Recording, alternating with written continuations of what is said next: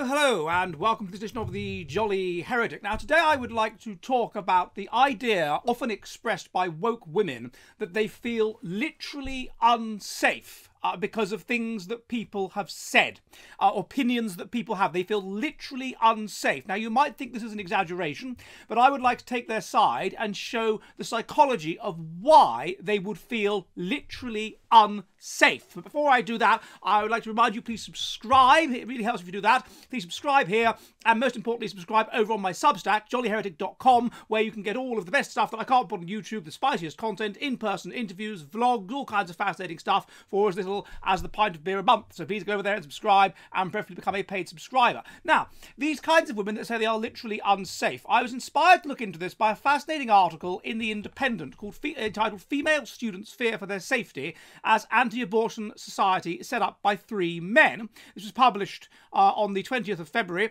Over 15,000 people have signed a petition voicing concerns about the new society. Now, what have they actually said about this pro-life society at the University of Manchester? Well, second-year linguistics student Heather Bowling says to The Independent that it's directly enabling misogynistic hate speech, and it's terrible that it's allowed to exist. "My heart dropped," she said. "It felt like I was at the beginning of a new Margaret Atwood novel. The society makes me feel inferior and weak compared to my male counterparts. I've had countless messages from girls who fear for their safety. It is harmful. It's going to harm people."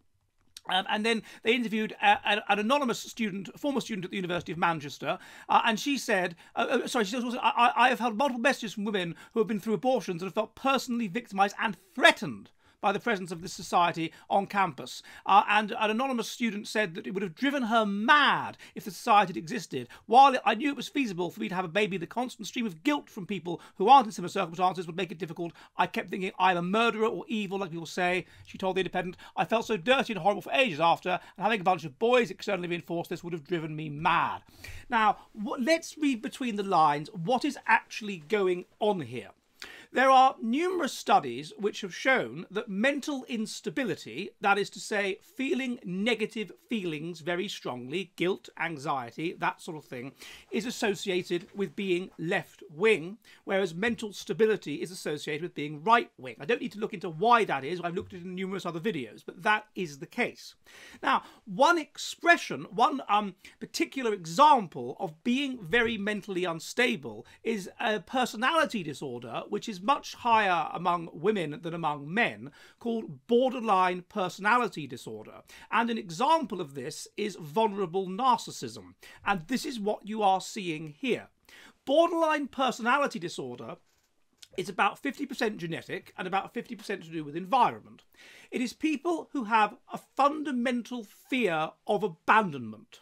To the extent that it's environmental, it's caused by basically abusive or semi-abusive parents. Parents that are inconsistent, parents that don't give you love when you need it, parents that are unpredictable, parents who can't be relied on, the kind of parents that will suddenly snap at you and you don't understand why, the kind of parents that will suddenly be nice to you and you don't understand why. Inconsistent, bad parenting, mentally unstable parents, basically, who cannot be relied upon to address your needs, who cannot be relied upon to give you love when you need it, who will leave you crying, who cannot be relied upon to attend to you. And so the child comes to not see the world as a loving place, as a stable, predictable place where when it is unhappy, its needs are met. Rather, the child comes to see the world as an unstable place in which it's basically on its own and it can't really trust anything, and it doesn't have that fundamental sense of security, that fundamental sense of love. The moment it feels love, then suddenly it's randomly abandoned. It can't rely on the parents. And so it develops this fundamental sense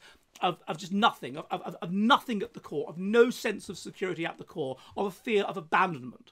This means that such people are constantly struggling with extremely negative feelings. They're constantly wondering who they are, what they are, where they are. They have no sense of security within the world. And most of all, they are constantly fearing abandonment. They are constantly fearing that negative things will happen to them, because that's what they've been brought up to understand, that at any moment something extremely negative could happen to them. And so they are constantly trying to anticipate negative things happening, constantly trying to find ways of controlling their environment to avoid negative things happening, or to to survive if negative things do happen, because negative things, abandonment, lack of love, violence, abuse, whatever, will randomly happen. And at the same time, they will be extremely, overwhelmingly happy when positive things happen, because it's just so unexpected. I mean, positive things happen and no one loves them, and so therefore they will become absolutely overwhelmed. So they feel feelings very strongly. They feel positive feelings very strongly, because this allows them to bond with the few people that ever showed them any love, and they feel negative feelings unbelievably strongly. They catastrophize. They become easily emotionally dysregulated. The slightest thing goes wrong, and they will think to themselves, oh my God, everything could go wrong, because there's no fundamental sense of security. So they catastrophize, they get worse and worse and worse, the dysregulation gets worse and worse and worse, they're utterly overwhelmed by negative feelings, such that 84% of girls that have borderline personality disorder engage in self-harm, 70% attempt to commit suicide, and 10% die by suicide. So they can literally be overwhelmed so much by negative feelings that they kill themselves. Now, one of the ways that they deal with this is what's called vulnerable narcissism.